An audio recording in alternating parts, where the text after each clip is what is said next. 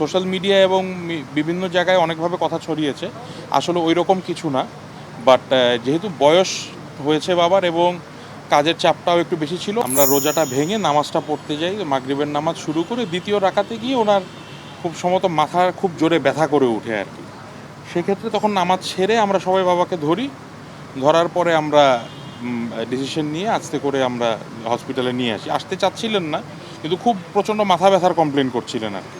তো এখানে আসার পরে আমাদের শাহাবুদ্দিন আঙ্কেল, ওনার সাথে কথা হলো, উনি পরে বাকিটা ম্যানেজ করলেন এবং বাকিটা তো ওনার কাছ থেকে শুনেছেন ইনশাল্লাহ।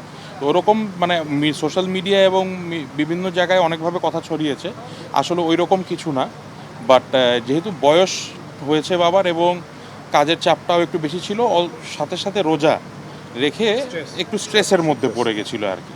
তো আলহামদুলিল্লাহ আমি মনে করি বাবা অনেকটা ভালো আছেন এখন আপনাদের দোয়ায় এবং আল্লাহর অশেষ রহমতে।